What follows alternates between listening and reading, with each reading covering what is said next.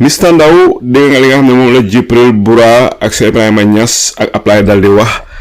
lan nga si bëgg a yokka ak lan mooy sa jàngat si 2024 draft bi nga xam ne moom la néegi député yi dal di sànni si biti. Jërëjëf Alaaji jërëjëf déglukat yëpp ñi ànd ak ñoom si waxtaan bi ba léegi ak di fi jaala yëpp ñi fi wax yëpp ñu ngi kontaan lool xam naa dañoo léemu suñ bopp rek si rabi shahri sadri wa yasri amri wax loolu uqdatan min lisaani yafqahu qawli fanaa ñoom Cheikh Adji Maka ak ñoom Jibril fanaa noonu la de daal yi ma bëgg a wax si nii foog ma démb rek si Jibril Fadi waaye noonu la waaye jàlla nga ma noonu mukk yow kay yaay suma Cheikh waaye Cheikh waaye léegi nag dama bëgg ñu dooree fii nga dooree woon rek laa bëgg a laal tuuti rek ñu reflect back because li fi jaala bari na liñ ci waxtaan yëpp waaye am na some rectification yoo xam ne war nañ koo def ndax suñ xoolee for exemple ñu dooree ko ca US constitution bi da 1879 boobu noonu or 1789 nga xool ne am nga 27 amendments rek la am 27 sections and 10 of them that is the Bill of Rights more in the end of the slavery and bul fàtte ne slavery bi was legal before it was ended so even though it was immoral but it was legal because Angleterre ak America fu nekk ñëpp a ko doon def même Africa fii sax suñ buur yi soo demee fii Jufure gii nii rek nga gis signature seen Alberta fii nga gis seen signature si ñu ngi ko legally def the paperwork is there so kind of they evolve so with those things America established by the founding fathers ñu 27 lines yooyu noonu ñu indi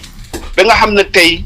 loolu moo ñu tey ñu am démocratie si am ni tey àdduna si soppeeku so jamono boobu ñoo ñu bañoo xoolu ñoon ay 20 years 30 years de ña dee weer looking at 1789 ak léegi yàgg na de you talking about more than 200 300 years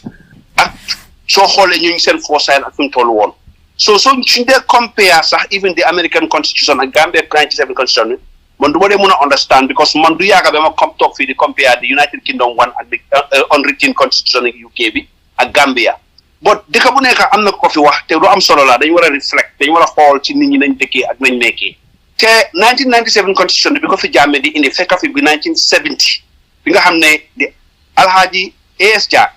moom moo ko sign as a acting governor general jël si loxo tubaab bi constitution boobu ñu fi bàyyi woon 1970 boobu noonu soo xoolee 1997 bi almost 70% 80% of it is there waaye mu adjust to certain things pour reflect moom régime am 1997 ñu ñëw into second republic because constitution is classed as republic fine but it doesn't mean ne saa yu ñëwee da nga war a indi new constitution no but we call it republic because of course is the constitution is the highest institution in any country because dafa involves every constitution so kon loolu because yaay président Jammeh defee ñu def si seen amendments even though biñ ko right te bul fàtte ne 1997 bi ñu ko bind tamit waaye bu xaaba lañ woon de waaye ñu bind 1997 bi tamit ak waaye bu xaaba lañ waaye junta la woon time junta la woon ku jonta sant nag di nga sooy binda it di nga loo bari xam-xam sometimes mun ngaa mis certain am na yu fa nekk yoo xam ne jaarut yoon am na yu fa nekk yoo xam ne xëy na Jammeh prédicté wu ko noonu because mu ngi just dugg into politics down the line ñu ameen 52 or 54 times some people say 54 ok demaat nañ ba after ñaata years later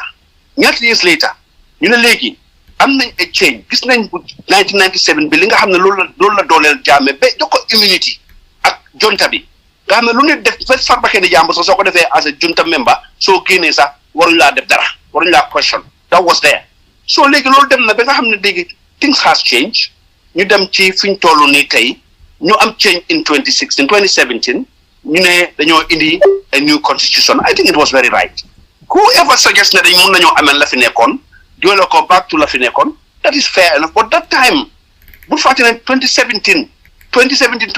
parliament biñ defee élection boobu noonu nga xam ne jan boobu coalition baa ngi ees su fekkoon nañ focusoon nañ su fekkoon ne time amoon na pare woon nañ pour def reform suñu wax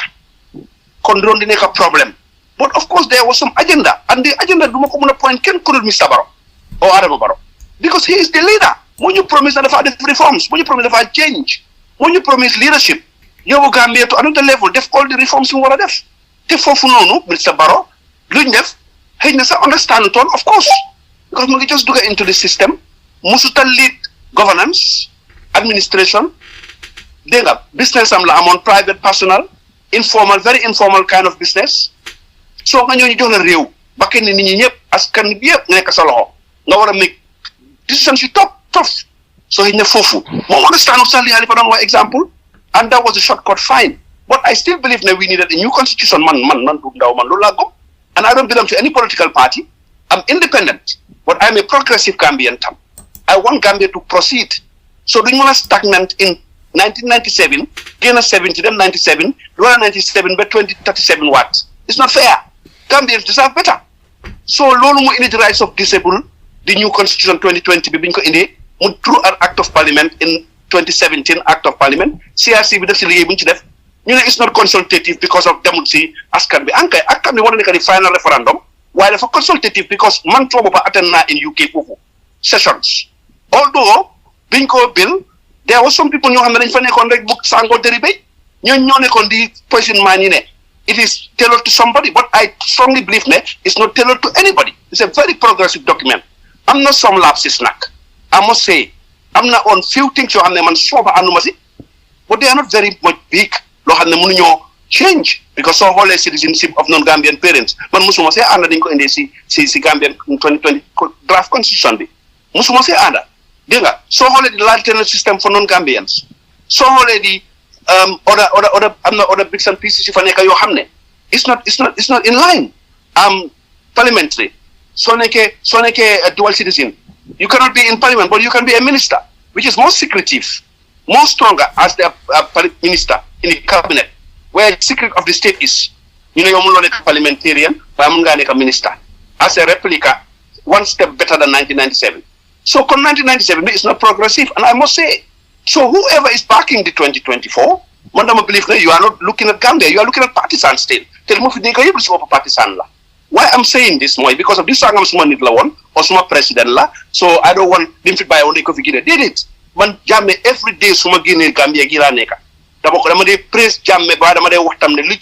nga gis nga bakkee nit dafa foor te toroxal nit dafa foor doomi adama yàlla daf ko bugga Jammeh amul lu baax lu mu fi defut I must say this wat amul lu bon tamit lu mu fi defut nañ ko nangu lu la ñu war koo bañ is there to bay bakkee di jàmbur dee nañ te kenn accounted for it and he was the leader right now today maa ngi wax Adama Barrow waaye am na décision soo ñu meegoon si parlement bi sax Adama Barrow yëgu si dara xamu si dara ñun ñu xam ne ñëpp fa nekkoon waaye because moom mooy di leader moom responsible so this is what we trying to say so let us try to move on and try to say ne this political impasse or constitutional impasse buñ ko def two party state system te ñu ngi raam loo xam ne si ñàkk ba la jëm parce que suñu demee ba Gambia fii taxaw fi di wax ne UDP NPP rek constitution UDP constitution NPP kon ñun dellu nañ gannaaw wax dëgg because this should be constitution of the people look progressive for the people ku amul time nga read ko over a year over 6 months 2021 ba léegi yàgg na te constitution bi you don't have to be a lawyer man I'm not a law graduate I'm an administrator so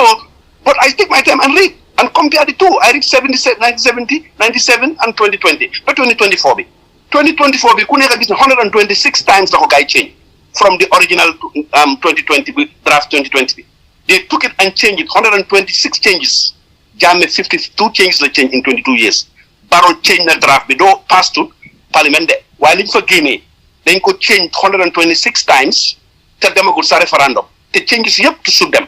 I mean retroactive clause what is the problem with that su fekkee yow 3 years nga ñëwoon gaa ñëw nañ génne ne la mun ngaa continuer constitution nangam la wax yow ba tey yaa di leader yaa responsible no matter how many people tell you to carry on yow yaa waroon a taxaw nga ne man kan li laa saproo Gambien si nga bàyyi fi legacy bu rafet nga dem bu rafet Gambia start change defu loolu nga toog 5 years boobu jeex na nga ngaa toogaa beneen 5 years ñun na retroactive clause so nga ne bëgguloo ko sa gaay daaneel ko te National Assembly section 100 of the 1997 constitution dafa wax ne the National Assembly may pass a bill that have retroactive effect so where do we get from ne loi du dellu gannaaw su fekkee dafa affect rights of the individual this is a constitution bu ñoo binda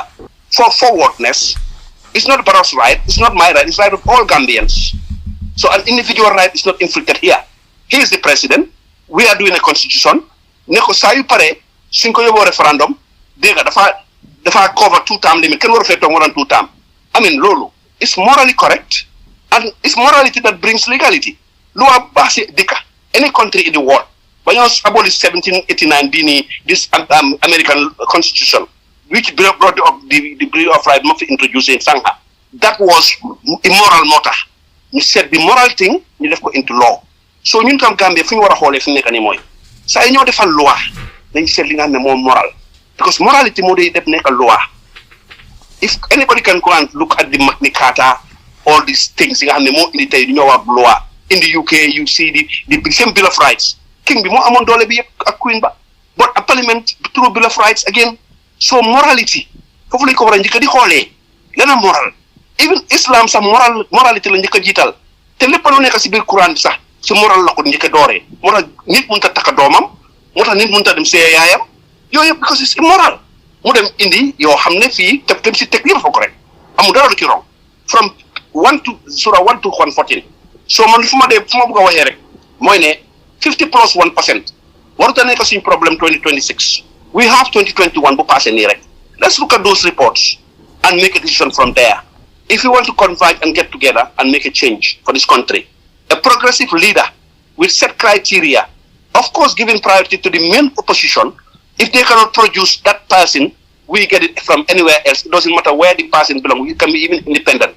Progressive Gambian, electable Gambian, we go to action. But if we start to say, yes, Adama Barrow will. And we are going to continue with this two-party system. We know they try to install. But Yaya Jammeh mu ñu indil affaire this idea of tribalism. Why tamit ñun tay ñu ngi bëgg indi about constitution kali. Buñ ko nangu. Let us be progressive. Ñun ñëpp benn lañ. Dañ bokka dañ relate. And we all have to be progressive Gambians, not partisan Gambians. Progressive partisans. No. Let's think about the interest of this country.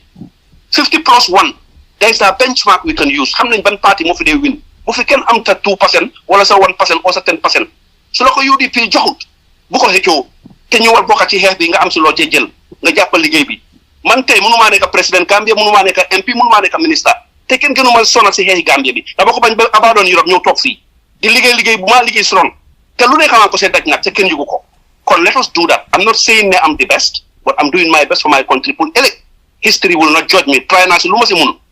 Te I believe na yéen ñëpp you are trying. That's why we are here talking about it. But partisan must be put aside.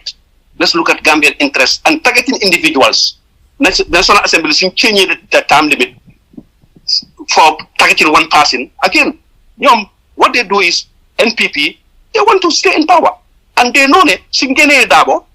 wara nominate somebody else. Surely na gina bari UDP. So nak man UDP no man na wax rek moy amin buñ la jiñ do ma fekke la tanki har. Tanki lir.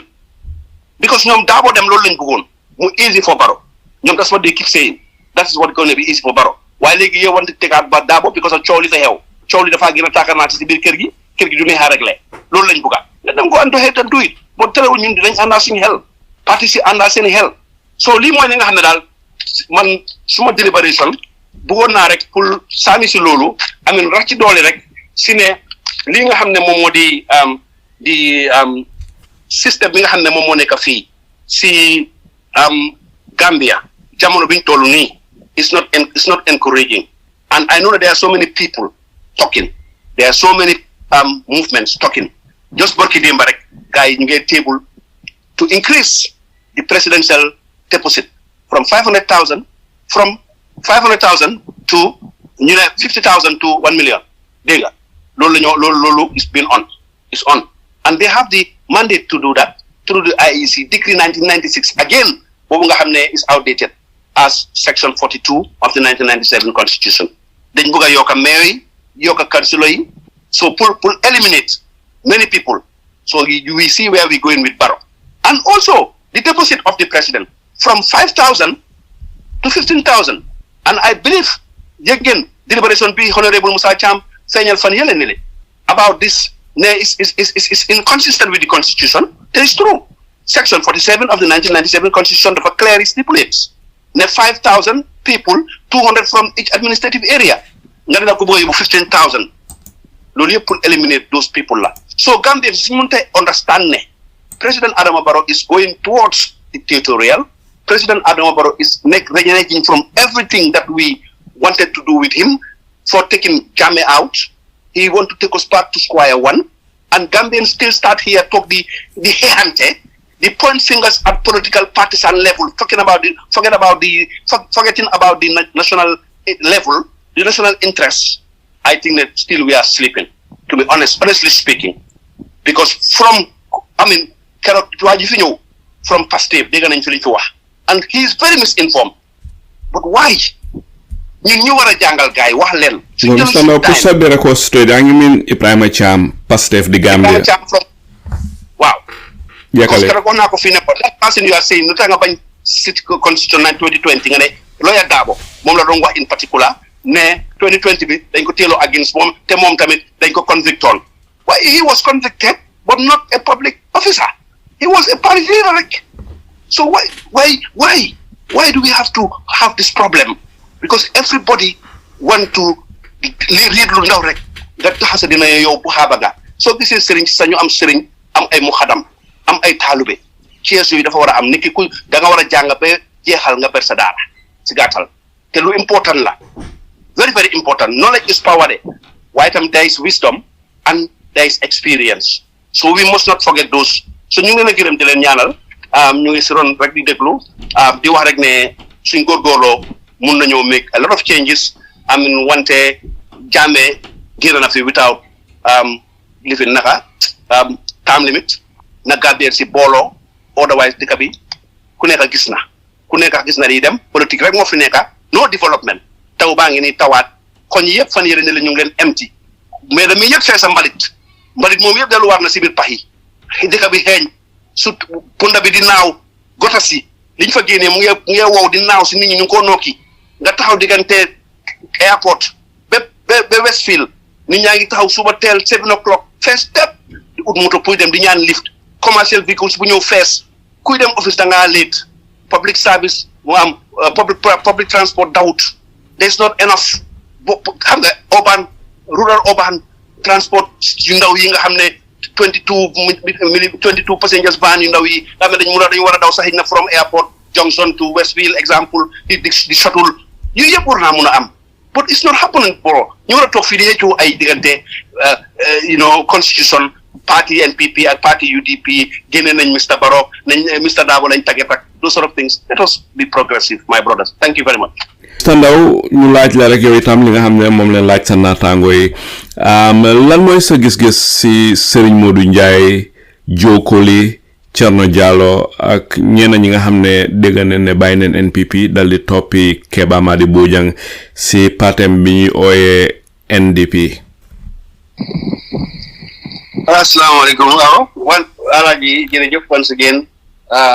ñu ngi rafetlu rek waxtaan wi am na solo lool li fi jàll bari na comme niñ ko dee waxee rek xam-xam tuuru na fi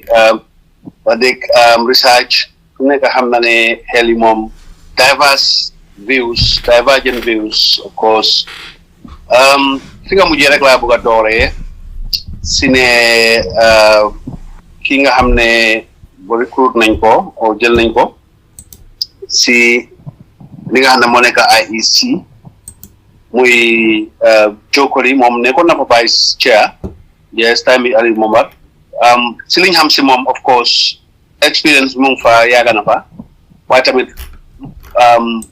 public service or public servant code of conduct moom nekkul ne ñoom ñëpp a ko dee follow ba tax na yu bari xew na fi si IEC yoo xam ne moom is in the middle of it so loolu rek dafa tilimal xel ak fan yi li nga xam ne kiiran la si National Assembly bi jógee ci IEC loolu rek ba tey dafa gën a tilimal xel ndax su fekkee ne moom si te ñoom gannaaw bu Ali Momar Njie demee dañ indi ñu table ne dañ war a yokka from 5,000 nomination of presidency to 15,000 ba pare génne da nga xam ne dañ ko wàññi woon si 2016 bi changes bi amee from 1 million to 50,000 léegi ñu war koo génne waat 50,000 delawaat ko to 1 million or 500,000 to 1 million so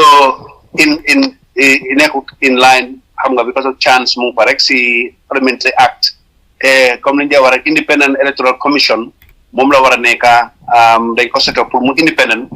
and soo gisee ñu noo wax rek président su la tànnee appoint la comme ñii am why is the independence because ñi yëpp président baa leen fa teg so te ku la abal butam nag fu ko nee ngay xool Afrique naturally doomi aadama noonu la mel sax naturally soo ko defaree lu baax lu ndaw rek dafa for ne own la something so tubaab bi ñoo dee def rek for the sake of it nga gis ku ñëw def la dara wax la dara léegi romba la sax bugartu la gisaat si live defal na la lim laa defal daal impact na la jeexal na ca waaye ñun ku la defal lu ndaw rek dafa expect pour nga delloo ko njukkal so kon loolu starting bi nii dafa tey xel donte Cherno Jallow seasoned diplomate very experienced parce que gis nañ ne ku jullite la comme suñu mbokki pulaar yi rek xam nga ñoom macha allah ñoom tamit wax dëgg values yooyu mu ngi si ñoom ñu jël ko boole koo jokkoli man dama ko ne it's just a mool la rek waaye in fact moom moo waroon a nekk di leader man dama believe na Cherno Jallow moom la ñu waroon a jël def ko chairman su ko defee jokkoli sax ñoo nekk deputy because one am nga independent electoral commission of the country ngay determine elections you know nga war a goni from the frying pan to the fire man dama believe ne Alieu Momar Njie li nga xamante ne paa bi gannaaw overstay am bi sax xëy na paa bi was more stringent than saawaay jokkoli nii or considering his behavior ak li mel but again xaw ma nag educational background to one extent but loolu is not so important if we could go as far as vice chair in the past ba pare yaaga na si institution bi waaye institution bi dafa yaaga bari lu fa lindem te foog naa ne Gambie si gis naa on social media fan yii yëpp ne they were very concerned si appointment am bi so waaye Cherno am nañ yaakaar si moom ku jullite la xamuñ ko nag personally waaye liñ gis si moom ak liñ dégg si moom ak research yi ñu def ci moom am nañ yaakaar si moom tam waaye tam député la soo amul certain mandate IEC bi nag kon ku nekk xam na ne it has a very big role to play in elections waaye comme nga force pass the post te count on the spot la comme li ma dee wax rek back to li ma dee wax rek opposition yi nañ work together pour resources together wherever it has to be su ko defee ñu am lu kenn mun ñaar ko daaxa count on the spot counting la ñu xam daa ne boobu duñ ko jox any chance li nga xam ne dafa duplicate dañ koo def underground di register di dem ay yeneen dëkk di register nit ñi or di register attestation ci yooyu yëpp of course if we come together dañ ko mun a xeex stop ko waaye suñ buggee pàccoo bi nii di jox kenn doole so loolu moom loolu laa bëggoon a yokk si mbiri IEC bi li nga xam ne nag mooy Tangara ak kii nga xam ne moo di Mr Njie wax dëgg ñoom ñëpp suma kotoo lañ wax dëgg suma brothers ñu yéwén ñu yaatu ñu baax waaye when di comme liggéey comme rek comme ni ñu ko dee waxee kenn ku nekk dañu war a assess based on li nga deliver ak li nga def te ku nekk xam na ne Mr Tangara was moom tamit very experienced yàgg na fa from the United Nations liggéey ak ñëwaat am nga nekk Gambia so nekk Gambia government then si time yi Jammeh Days li xew yëpp gis fàttali ko si time yi ñoom Tabara Samba beeg am nga si yeneen yi nga xam ne xew na benn di most recent one bi sax ñu ngi wax ne di season cement issue bi nga am nañ Minister of Trade ñu ngi ko jël rek waaye foreign affairs pour man am nañ ci a lot to do because the ECOWAS protocol ñoom ñoo ko war a administre ñoo war a gën a taxaw te ñu war a yónnee di bàyyi nga ciment ba Turquie muy jël how many months pour war a egsi si gaal bi amin Sénégal nekk fi ngay da ngaa embargo Nigeria nekk fi ngay da ngaa embargo te ñoo ñëpp nekk si ECOWAS bi so loolu yëpp bokk na si li nga xam ne man bilif naa ne Mr Tangara su defoon nu mu war a def right ne ay na tam def na ko sax waaye na def si amul leeway but anyway dañoo wax rek government boo xam ne boo ca nekkee da ngaa taxal sa der so jaruta bokka so te ñoom tam they allow themselves to be wide open to critics because waruñu woon a bokka loolu laa woon gars yi APR ci starting bi bu leen ci bokka ndax kam moom mujjee rek moo Njie defense am na some international relations background nekkoon na fi external ba pare li ma de wax rek liggéey ministre yi nii anyone can do it su fekkee ne am nga certain level of education because ñi seen nekk sa onda ñu def liggéey bi yow décision rek ngaa def te soo amee experience you know daf day help so decisions nga dee def so decisions yooyu na nga make sure rek ne any decision boo make na nekk in the interest of the nation soo fa jógee mu bàyyi la legacy ndax ku mel ni Tangara for example li mu waroon a mën a def bari na waaye li fi yaaxu tey boobu lañ fi gën a mën a compter comme lu ko ñes doon waxee te suñ borom dala wax digga ne yàlla waaye ñun sometimes sax we feel bad ne suñu mbokkam yi day mu ngee jaada yoon so loolu mooy li nga xam ne daal loolu laa bëggoon a wax si international appointment bi foreign affairs bi li nga xam ne fa lay mujjee nag muy Keba Madi Bojang yéena NPP dëgg la dafa métti si xol waaye nag lu dëggal lalu rek du mujjee du yaakaar rek dina am problème te in the first place the sourcing of the NPP ñoom ñi ñoo ko def so te ñun tamit dañ sonn nañ ci liggéey Gambia xosol nañ ci ñu dem ba tollu fi ñu ci tollu foog ne yëpp jeex na ñu war a dooraat because of ñoom seen intérêt ñu dem dugga si yëfi xam nga puus Adama Barrow into yim nekk nii dëkk bi delluwaat back to square one xam nga te yooyu yëpp waroon naa mun a ñàkk am so kon noonu du demee noonu du yàlla moom fo naa ne yéen a ma gën a mun alxuraan waaye fo naa ne si sura Sulzila bi moo wax naan fa yaxamal miskalatin xayran jara ak sayran yara ngeen dimbale ma ci yéen ñaar ajimaaka ak Cheikh Jibril lu fi di def ci lu baax rek dina ko gis waaye lu fi di def ci lu bon di nga ko gis amen Gambie yi seen yaakaar dafa tas si li nga xam ne xew na fi ci 2016 gannaaw bi ñi xale yi jógee ne dañoo entrain taxawal koo xam ne waru fee toog amen man loolu rek problème boobu rek laa am Mr Barrow amen dafa xëy suba rek xulbati affaire bi amen te loolu yaakaaruñu woon loolu si moom ñun génnewuñ fi Pinochet pour def fi Brezhnev xam nga génneñ fi Yaya Jammeh pour Barrow of course we wanted something better waaye dëkk bi foofu ko Jammeh bàyyi woon sax if I am honest dafa dellu gannaaw instead of going kanam so loolu noonu yëpp wax dëgg ne yàlla ñii ñoo ñu ko teg te don't be surprised he will end up in the UDP don't be surprised Mama Kandeh will end up in Barrow because they are in the process of forming this two-party tribal influence bi nga xam ne xam nga it's not the fault of the political party leaders buñ dee blame ñooñu waaye ñi ñoo blame boobu ñun ñu ko nekk di push ñun ñu ko nekk di gëm ne fii laa bokk waruma nekk fii I mean Ismaila Ceesay dem na fii Demba Sabally dem na fële kii dem na Momodou Sabally yes they doing all this am nañ all this privilege soo xam ne man mi ko sosoon aw ma ko waaye nag what do you expect ay doomi Gambia bakeni doomi Gambia nga toroxal ay doomi Gambia nga make seen life mi nag képp koo xam ne in 2017-18 toog nga si noppi Barrow ne ko go ahead rek yow suuna ulita di nga ko gis mooy suura bu ma leen di remind me because billahi wallahi yàlla ñun ñëpp la fi neexal so ku nekk da nga war a bàyyi xel sa jëf ak li nga xam ne loolu nga takkoo sa diggante ak doomi aadama yi very important dara waru koo jaral kenn ci kaw suuf very very important. mbokk yi fii la waxtaan ji dal di am fi mu ne du def lu dul ëmba lépp loo xam ne da ngeen ko fii dal leen ko jéebal bàyyi waxtaan ji mu dal di continuer daw si seeni xel yéen Gambien yi yéen ñi àttekat yi nga xam ne yéen àtte lépp loo xam ne déggee ngeen ko fii ñu ngi leen a gërëm di leen santa te leen dimbalab yàlla wàcca si réew Gambia seeni mbokka Saliu Njaay salaamualeykum wa rahmatullah wa barakaatu waaxiru daawaana an alhamdulillahi rabbil alamin